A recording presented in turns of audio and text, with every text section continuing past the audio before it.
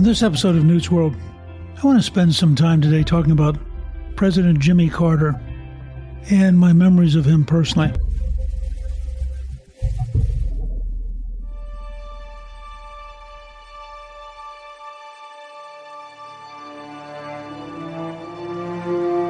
I was a teacher at West Georgia College when he was governor. He was a very reformed governor, and he was very open.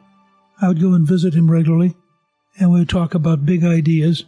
He was very much an odd mixture of a South Georgia farmer, somebody who on the one hand could appeal to George Wallace segregationist voters, and on the other hand could appeal to modern integrationists and to the African American community. And he balanced all of that.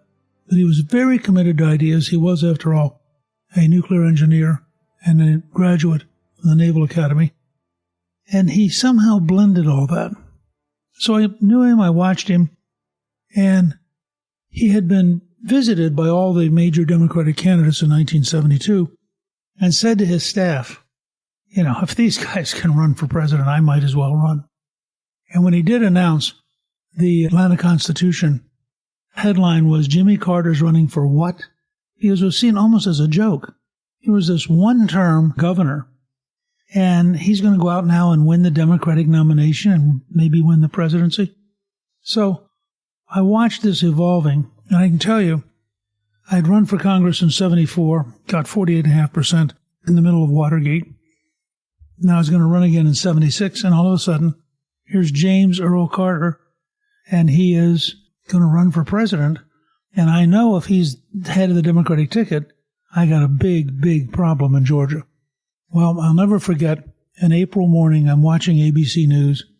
Carter is coming from behind in Wisconsin, which is a very progressive state, to beat Mo Udall, who was the progressive candidate, because the rural vote, the Wisconsin dairy farmers, identified with the peanut farmer side of Jimmy. I knew that morning he's going to win the nomination. He's going to carry Georgia by a huge margin. They were very proud of him. They went from Jimmy Carter's running for what to being really proud. My younger daughter's in-laws were campaigning as part of what was called the Peanut Brigade in New Hampshire. They were totally committed to Carter. By the way, as a result, the husband ended up as the ambassador to Australia. So Carter beat me, in effect. I went from 48.5 to 48.3%. But then Carter couldn't perform as well. He was a remarkable candidate. He understood how to look you in the eye, make you feel that he was totally sincere. Jimmy Carter had an amazing ability to convince you that he was on your side, whichever side your side was. And really, it was at the right moment. We'd been through Vietnam. We'd been through Watergate. People were tired of Washington.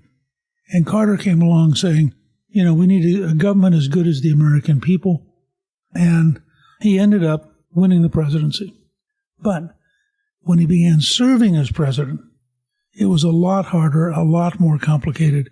Things weren't working as well. And so when I ran for the third time, Carter was not a big disadvantage anymore. The magic was sort of gone. So I won office, and I had a funny experience. When the president comes in to give the State of the Union, the leading senior person in each party from his home state escorts him in. Well, I was a brand new freshman. I'd been there about 2 months, but I was by definition the senior Republican in the delegation because I was the only Republican in the delegation. And a friend of mine called me later on that night and said he fell off his couch because here I am in Washington 2 months, and I am co-leading the Georgia delegation escorting President Carter to give his State of the Union. Carter had a lot of different challenges. Carter brought a very loyal staff who had been remarkably good at the governorship, very good at winning the nomination and the election, but they didn't understand Washington. A classic example, and we're all living through this. They have the tickets for the inauguration. Tip O'Neill's family is not sitting in the front row. And there's a famous story. Hamilton Jordan was the key person working for Carter. And he gets this enraged call from Thomas P. O'Neill, who says, "Is this Hannibal Jerkin?" He says, "Sir, my name is Hamilton." He said, "Never mind. I just want to let you know that I am Thomas P. O'Neill, Speaker of the House. And if my family is not in the front row at the inauguration, you will get nothing through the House in the next 2 years. Nothing." And he hung up. Well, magically, a few minutes later, Tip O'Neill's family was right in the front row. But it was that kind of minor stuff that may seem silly, but it was really important in Washington. Even after they'd been in office for a while, their legislative staff was so confused that when they had the Italian president come for a state dinner, they invited Democratic Congressman from California, Norman Mineta. Now, Norman Mineta is Japanese-American. He's not Italian. But because his name ended in a vowel, the Carter legislative team assumed he must be Italian. The following day, he got honorary admission to the Italian-American caucus and was sent a basket with a great number of Italian food by the Italian-American caucus because he was now an honorary member. That kind of stuff just eroded your whole sense of whether they were competent at a most basic level. Now, it was a little strange because, Carter had a remarkable life. Let me start and just say, I don't think he was a very good president. I think he was a remarkable candidate, and I think he was one of the most serious and dedicated post-presidents we've ever had, and did a great deal to help people after he left the presidency. But this is a guy, after all, who's born in a different world. He was born on October 1st, 1924, in Plains, Georgia. And you have to understand how rural and how small Plains is. He grew up in a South that was extraordinarily poor during the Great Depression, and he worked very hard. By the time he was 10, he is stacking produce from his family's farm, putting it on a wagon, taking it into town, and selling it. By the time he's 13, he saved enough money to buy 5 houses in Plains, Georgia, which was pretty cheap, but he then rented the homes to families near. Now, this 13-year-old kid. He studies hard. He is very smart. Let me tell you, he is very smart. He graduates from the U.S. Naval Academy in 1946, and he applies for submarine duty, and he goes to work for Admiral Rickover, who was the creator of the modern nuclear navy, an amazingly tough guy, and somebody who really understood excellence and insisted on excellence. And Carter served with him and learned a great deal. Unfortunately, tragically, his father died in July of 1953. Carter resigned from the Navy and returned to Georgia to manage the family farm. He was honorably discharged on October 9th, 1953, transferred to the retired reserve list with the rank of lieutenant. He then serves for 4 years as a Georgia state senator, and he's a reformer. Even though he's from deep South Georgia, he's a very modern person. After all, he'd been in the nuclear navy, he'd traveled, and so he wanted to modernize things. And he then runs for governor. Now, he loses. He came in third, and he was this nice, pleasant reformer, but he wasn't capable of fighting his way in. He thought about it for a little while, and he crisscrossed the state for 4 years. And he gradually built up a base across the whole state. And to be honest, he was a little deceptive. In Atlanta, he was a very modern person. In South Georgia, he was a good friend of George Wallace. And so he managed to hold together a coalition that included Wallaceite segregationists and included people in Atlanta who were very modern and very much oriented towards an integrated future. When he won, the truth is he was a very reform-oriented governor, and he did a great deal to create what became called the modern South. And he was clearly committed to integration, and he worked very hard in the black community. Now, when he first starts running, and this is important to remember, he's polling 12th when he starts. But he pounds away and pounds away and pounds away, and he wins. As the New York Times put it, Governor Carter's achievement is a result of political acuity and organizing skill, of keen intelligence and iron resolve. He knew what he had to do to win the nomination, and with courage, resourcefulness, and self-discipline, plus the indispensable support of an amazingly efficient staff and quite a little bit of luck, he achieved his goal. Now, that's pretty good. He becomes the nominee and makes an important speech when he wins the nomination. Listen to a little of it. Our leaders have fought for every piece of progressive legislation from RFD and REA to Social Security and civil rights. In times of need, the Democrats were there.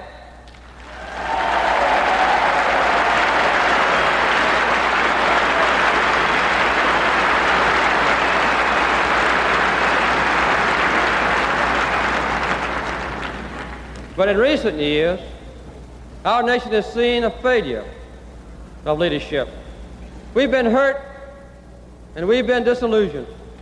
We've seen a wall go up that separates us from our own government. We've lost some precious things that historically have bound our people and our government together. We feel that moral decay has weakened our country, that it's crippled by a lack of goals and values, and that our public officials have lost faith in us. We've been a nation adrift too long. We've been without leadership too long. We've had divided and deadlocked government too long. We've been governed by veto too long.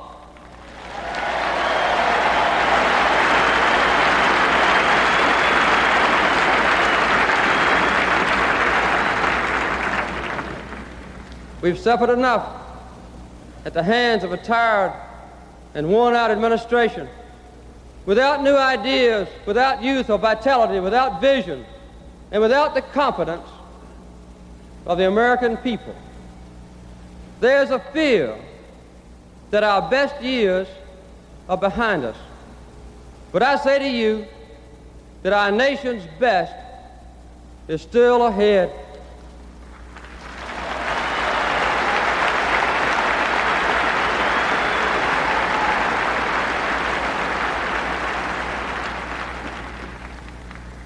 Our country has lived through a time of torment. It's now a time for healing. We want to have faith again. We want to be proud again. We just want the truth again. It's time for the people to run the government and not the other way around. Now, there's a very tough campaign. Gerald Ford had lots of problems. He ended up in a very tough fight with Ronald Reagan. He barely got nominated. He was way behind. But every single day he gained ground. And Carter was basically unknown. And so the Ford campaign worked to define Carter and came pretty darn close. In the end, Carter carried 23 states with 297 electoral votes. Ford won 27 states, but with only 240 electoral votes. And therefore, Carter, on November 3rd, 1976, accepts the presidency in a speech which is worth listening to. Let me say just a word to you.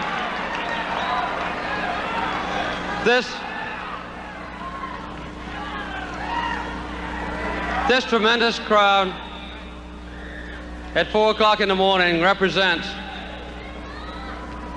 hundreds of millions of American people who are now ready to see our nation unified, and I want to congratulate the toughest and most formidable opponent that anyone could possibly have, President Gerald Ford.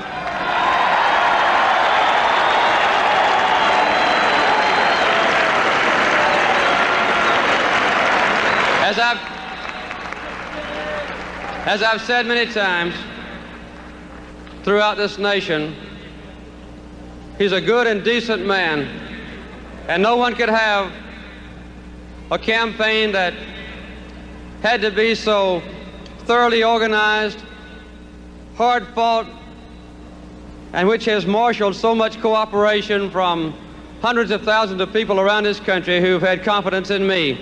And I pray that I can live up to your confidence and never disappoint you.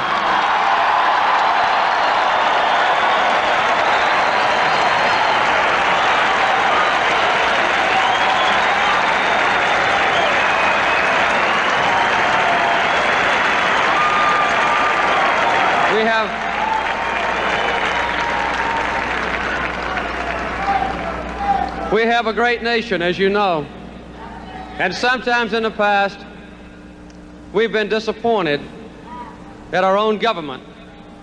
But I think it's time to tap the tremendous strength and vitality and idealism and hope and patriotism and a sense of brotherhood and sisterhood in this country to unify our nation, to make it great once again.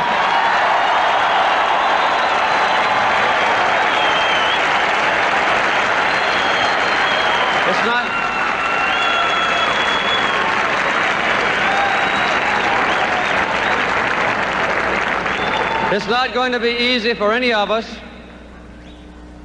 I don't claim to know all the answers, but I have said many times in my campaign around all 50 states that I'm not afraid to take on the responsibilities of President of the United States, because my strength and my courage and my advice and my counsel and my criticism comes from you. And if I can tap the greatness that's in you and in the American people, we can make our nation's government great and a source of pride once again.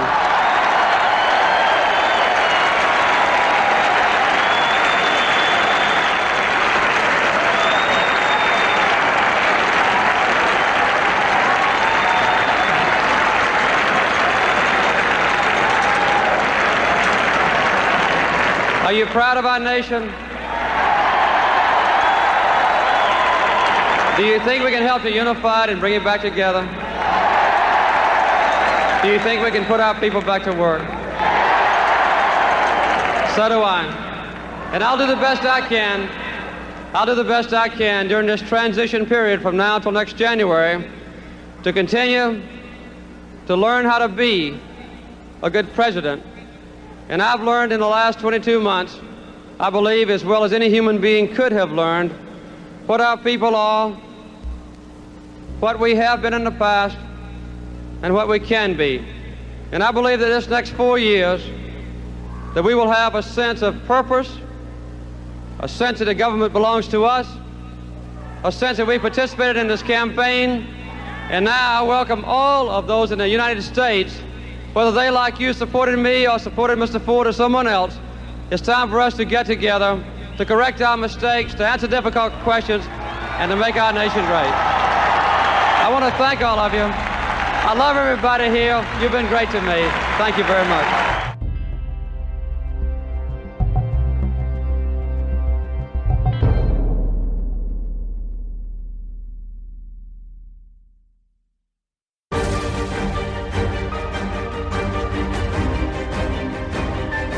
I would say that the high water mark of Carter's achievements, and really a remarkable achievement, was getting Egyptian President Anwar Sadat and Israeli Prime Minister Menachem Begin to come to Camp David and to sit down and to work and work and work. They went from September 5th to September 17th, 1978. Now think about that. Day after day. Carter kept staying there until they finally got it worked out. And it was a historic moment because it's the moment where Sadat, on behalf of Egypt, recognizes the right of Israel to exist and where they sign what is in effect a peace treaty.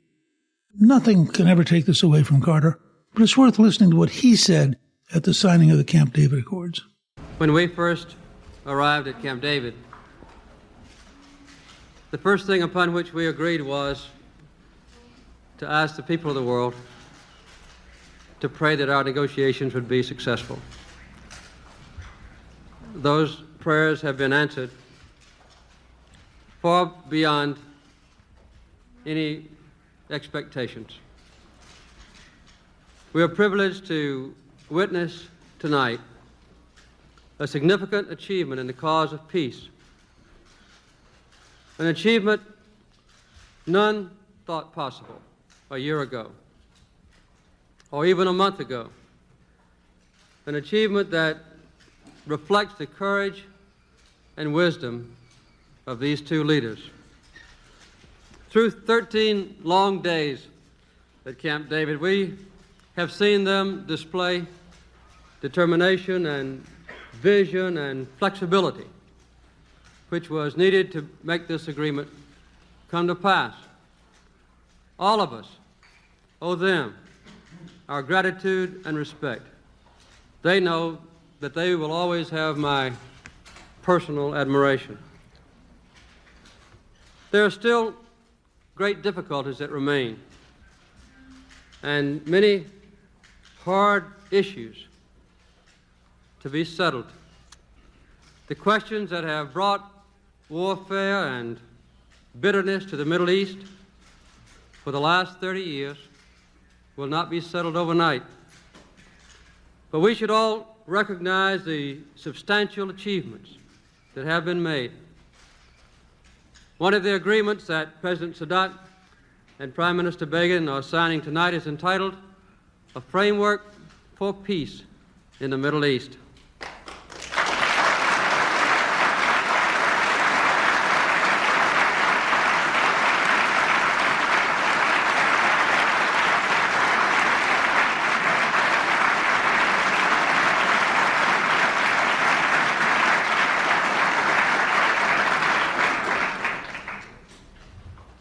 This framework concerns the principles and some specifics in the most substantive way which will govern a comprehensive peace settlement. It deals specifically with the future of the West Bank and Gaza and the need to resolve the Palestinian problem in all its aspects. The framework document proposes a 5-year transitional period in the West Bank and Gaza, during which the Israeli military government will be withdrawn and a self-governing authority will be elected with full autonomy. It also provides for Israeli forces to remain in specified locations during this period to protect Israel's security. The Palestinians will have the right to participate in the determination of their own future, in negotiations which will resolve the final status of the West Bank and Gaza, and then to produce an Israeli-Jordanian peace treaty. These negotiations will be based on all the provisions and all the principles of United Nations Security Council Resolution 242. And it provides that Israel may live in peace within secure and recognized borders. And this great aspiration of Israel has been certified without constraint with the greatest degree of enthusiasm by President Sadat, the leader of one of the greatest nations on earth.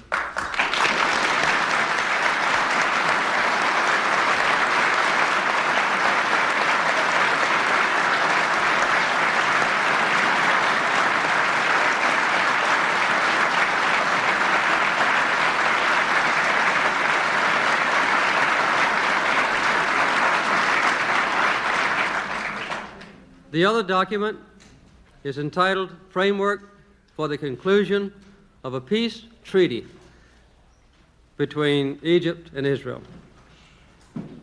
It provides for the full exercise of Egyptian sovereignty over the Sinai. It calls for the full withdrawal of Israeli forces from the Sinai. And after an interim withdrawal, which will be accomplished very quickly, the establishment of normal, peaceful relations between the two countries, including diplomatic relations.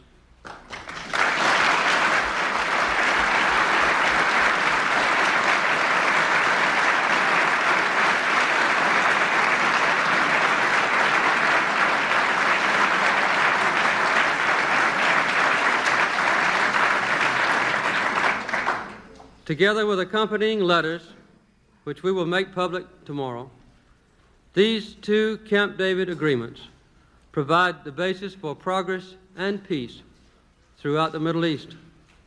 There is one issue on which agreement has not been reached. Egypt states that the agreement to remove Israeli settlements from Egyptian territory is a prerequisite to a peace treaty.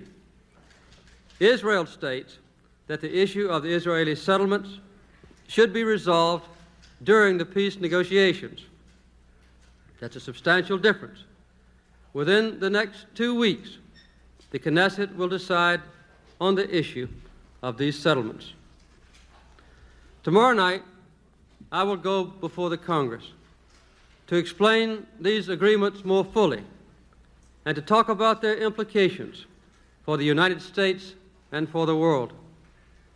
For the moment, and in closing, I want to speak more personally about my admiration for all of those who have taken part in this process, and my hope that the promise of this moment will be fulfilled.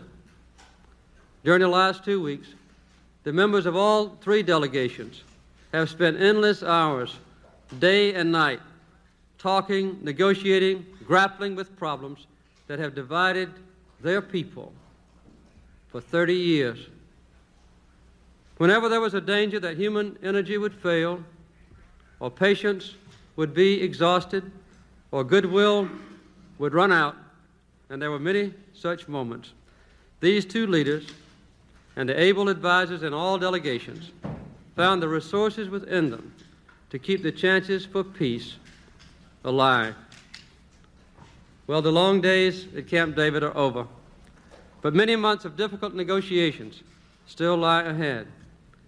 I hope that the foresight and the wisdom that have made this session a success will guide these leaders and the leaders of all nations as they continue the progress toward peace. Thank you very much.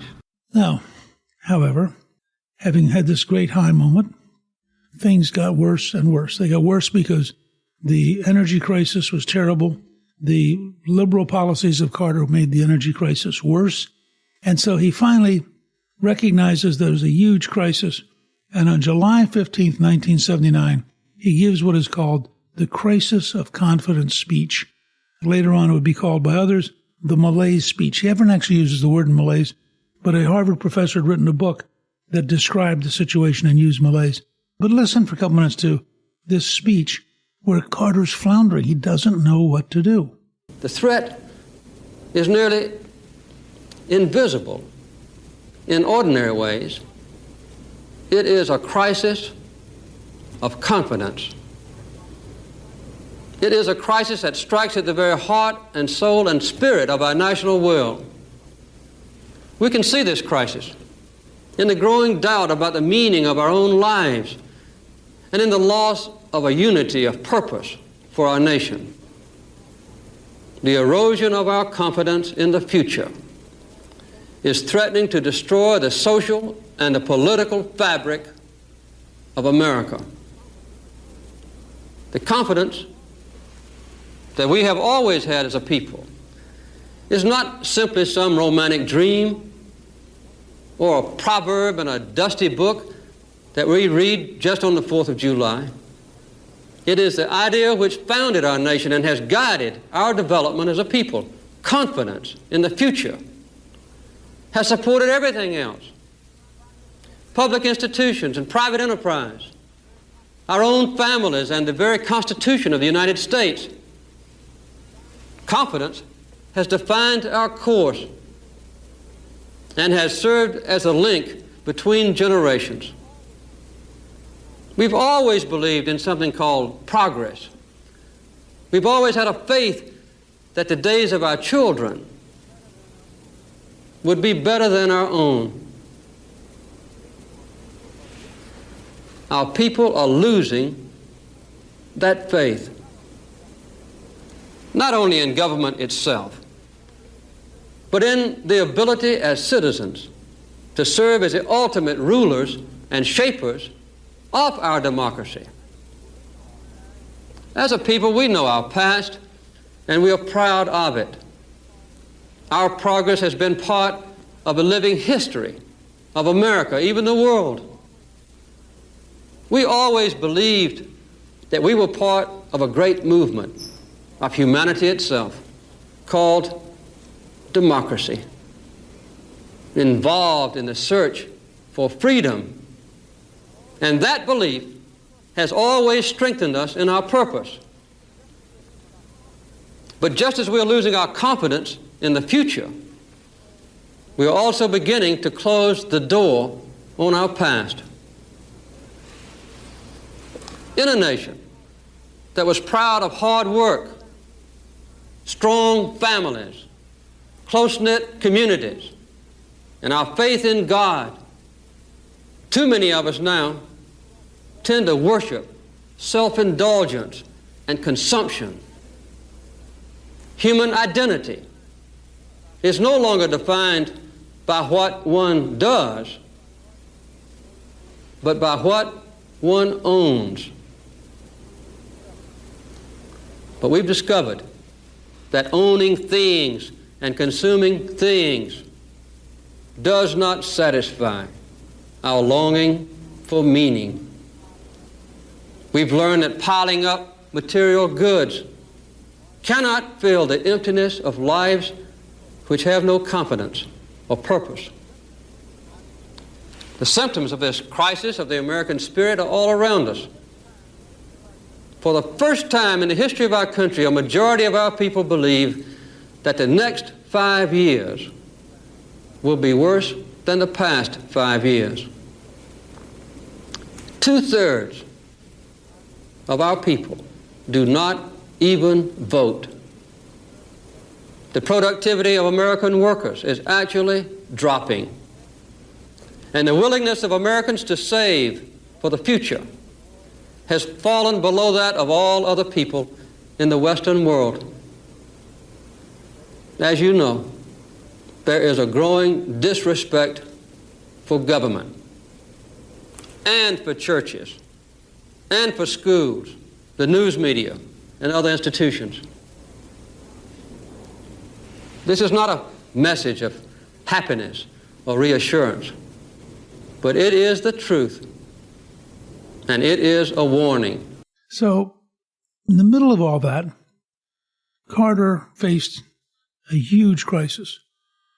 The Iranian regime suddenly became a very totalitarian religious regime. It had been an increasingly modernizing, increasingly secular regime under the Shah. But the Shah had been corrupt, the Shah had had secret police, and the Shah had threatened all of the mullahs, the Muslim priests around the country, and they felt that he was a mortal threat to their power and their authority and their income. And they had had a man sitting in exile in the suburbs of Paris. And Khomeini was seen as the religious leader of Iran. And using modern technology, they would send out cassette tapes of his speeches, and they covered the country. Suddenly, the Iranian dictatorship of the Shah collapsed, and it was not replaced by democracy. It was replaced almost immediately by a theocratic organization dominated by Khomeini. I was told an insider story by Bob Gates, who had been almost everything, been Secretary of Defense, been head of the CIA. But early in his career, he was the deputy to Zbigniew Brzezinski, who was the national security advisor to Carter. And we were talking one day in the Defense Policy Board, and Gates said, I went with Brzezinski in 79 to talk with the leaders of the Iranian Revolution. We met in Algiers, and we said, we really want to be allies. We accept the fact that we're different. We accept the fact that you are a religious dictatorship, but we still want to find a way to work together. We'll honor our commitments. We will deliver the things you have ordered. We'd like to help you. And everything they offered, the answer from the Khomeini regime was, the only thing we want is the Shah. You're protecting the Shah. We want him turned over to us. We're going to take him and kill him. And we want to execute him in Tehran in public. And then we'll feel better. And Brzezinski would say, we really can't do that. But here are things I can do. And they'd go through this round and they'd come back and say, no, we don't care. The only thing we want is the Shah.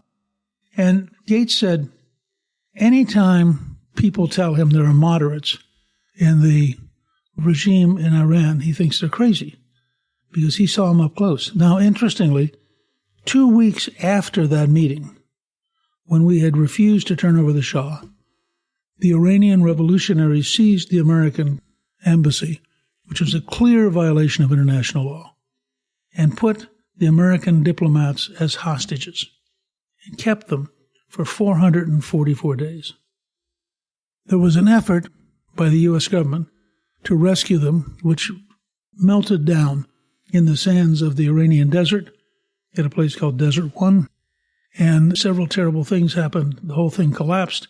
Now we looked like we were incompetent. All of this is coming in on Carter, and day after day, ABC actually invented Nightline, which would have, day 212 of the hostage crisis. And this stuff just got beaten into people's heads. So they were unhappy with the energy crisis, which had led to, for example, you could only buy gasoline every other day. If you had an odd number on your license plate, there were certain days you could buy it.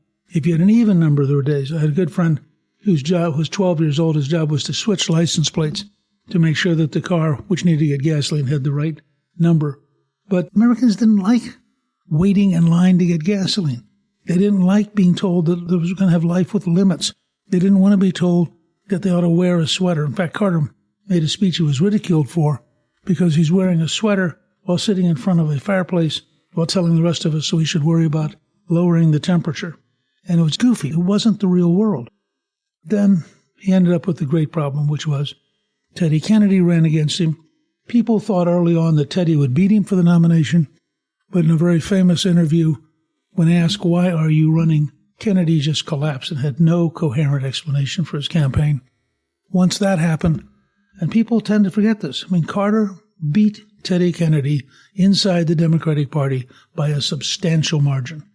So even as weakened as he'd become, even as obvious as it was that his administration was not competent, he could still politically beat the person who had been sort of the heir apparent in the Democratic Party. Then, unfortunately for Carter, he ran into one of the great politicians of our time, and Ronald Reagan defeated him decisively. And at that point, Carter leaves town. But it's a fascinating situation. Here's a guy who's energetic, engaged, really wants to be involved, and really wants to do good things for people. And the nice thing about him, I have to say, is that Carter stayed active. I worked with him on several Habitat houses. We built one with the House Republicans here in Washington, D.C. We built one in San Diego during the Republican National Convention. I went with Carter to Kentucky, and we built some. He was always this very pleasant, down-to-earth, serious guy who was trying to be helpful to people.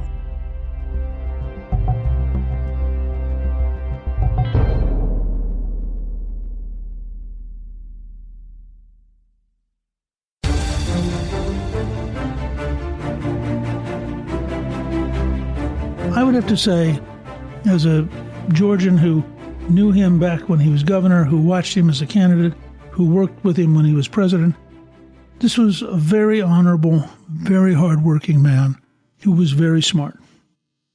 Some things didn't quite work. In some ways, he didn't quite understand how the world operated. But I had two great post-presidential experiences with Carter. I went to his presidential library in Atlanta, and they were working on corruption around the world. And I participated in some fascinating conversations about different countries, different problems, how to solve them. It was really quite remarkable.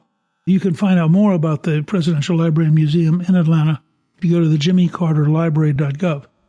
But in addition, Carter launched what was called the Atlanta Project. And he was deeply engaged in trying to help poor people. Again, he's a very idealistic guy. Many of his ideas didn't work. Much of his philosophy was impossible, but he meant well. And so I went and spent some time working with him on the Atlanta Project, trying to understand how do you take the poorest neighborhoods, and I'll just give you one example of how hard this is. Carter wanted to vaccinate every poor child in Atlanta, and they had a very large vaccination program. But they ran into the following reality. There were places where parents would say, "What are you going to pay us?" And they would say, "Well, we're offering to vaccinate your child for free." And the parent would say, "Well, I don't care about that.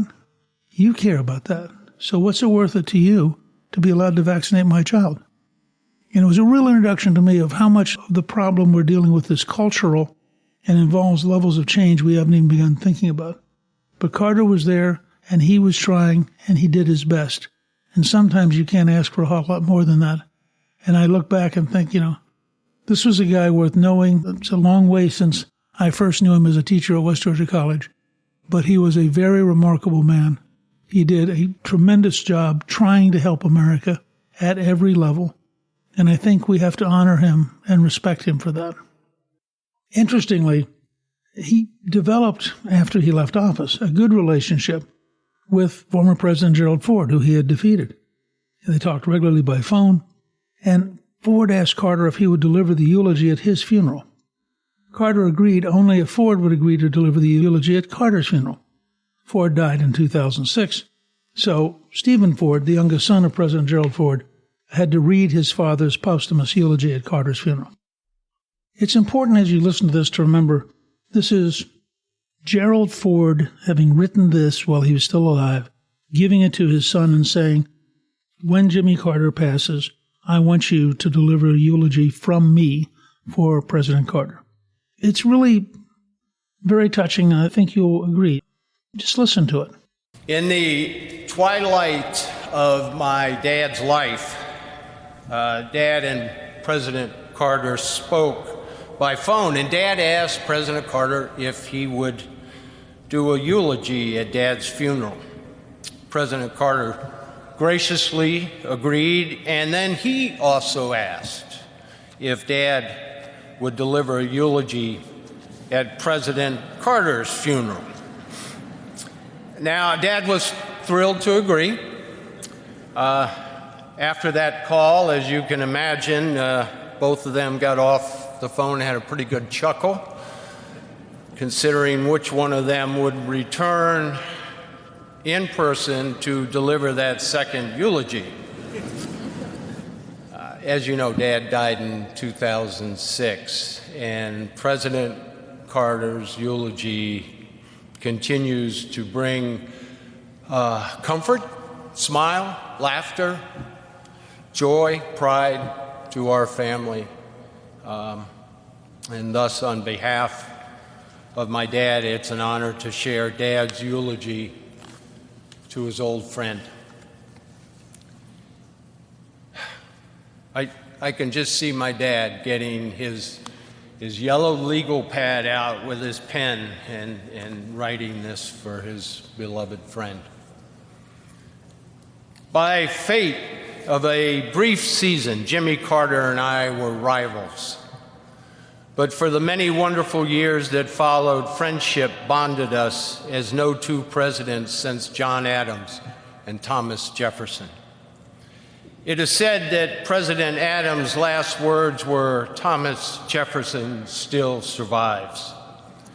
Now, since Jimmy has a good decade on me, I'm hedging my bets by entrusting my remembrances of Jimmy to my son, Steve. According to a map, it's a long way between Grand Rapids, Michigan, and Plains, Georgia. But distances have a way of vanishing when measured in values rather than miles. And it was because of our shared values that Jimmy and I respected each other as adversaries, even before we cherished one another as dear friends. Now, this is not to say that Jimmy never got under my skin, but has there ever been a group of politicians that didn't do that to one another? During our 1976 contest, Jimmy knew my political vulnerabilities, and he successfully pointed them out. Now, I didn't like it, but little could I know that the outcome of that 1976 would bring about one of my deepest and most enduring friendships. In the summer of 1981, the two of us found ourselves together again, this time aboard Air Force One, bound for the funeral of the great peacemaker Anwar Sadat. There's a old line to the effect that 2 presidents in a room is one too many. Frankly, I wondered how awkward that long flight might be to Cairo, and it was a long flight, but the return trip was not nearly long enough, for it was somewhere over the Atlantic that Jimmy and I forged a friendship that transcends politics. We immediately decided to exercise one of the privileges of a former president, forgetting that either one of us had ever said any harsh words about the other one in the heat of battle. Then we got on to much more enjoyable subjects, discussing our families, our faith, and sharing our experiences in discovering that there is indeed life after the White House. We commiserated over the high cost of building presidential libraries, and the even more regrettable fact that most of that fundraising for these otherwise admirable institutions fell to us personally. On the spot, we agreed to participate in programs at each other's library, beginning with a series of conferences on arms control. And if that wasn't newsworthy enough, we told reporters on the plane that a lasting Middle East peace would require the United States to make tough decisions, like confronting the Palestinian issue directly, there on the work to which President Sadat had literally given his life. It was the first time, but by no means the last time, that our unlikely partnership ruffled feathers in the Washington establishment. Now, honesty and truth-telling were synonymous with the name Jimmy Carter. Those traits were instilled in him by his loving parents, Lillian and Earl Carter, and the strength of his honesty was reinforced by his upbringing in the rural South, poised on the brink of social transformation.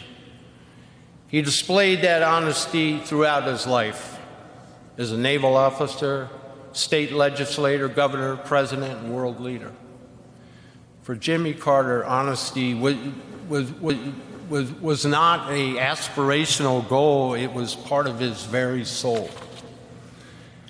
Now, I think Jimmy wrote more books than any former president. Once asked if he really enjoyed writing, he replied with that familiar twinkle in his eye, "It beats picking cotton." But I think he enjoyed writing for another reason. As an author, he was under no pressure to tailor his opinions to some political constituency or potential contributor. Now, both of us had experienced the harsh reality that defeat at the polls can be painful, but we also came to know a more important consequence. Political defeat and writing can also be liberating. If it frees you to discuss topics that aren't necessarily consistent with short-term political popularity. Now, Jimmy learned early on that it was not enough merely to bear witness in a pew on a Sunday morning. Inspired by his faith, he pursued brotherhood across boundaries of nationhood, across boundaries of tradition, across boundaries of caste. In America's urban neighborhoods and in rural villages around the world, he reminded us that Christ had been a carpenter. And in third world villages, he successfully campaigned not for votes, but for the eradication of diseases that shame the developed world as they ravage the undeveloped one. Now, of course, not all of Jimmy's time was spent building houses, eradicating disease, brokering ceasefires, monitoring elections. While Jimmy is probably the only former president to conduct a weekly Bible class, I know for certain he is the only former president to perform a duet of On the Road Again with Willie Nelson. Georgia wasn't just on Jimmy's mind, it was in his blood. However far he traveled, he never forgot where he came home to, or where now, in the end, he would finally come home to.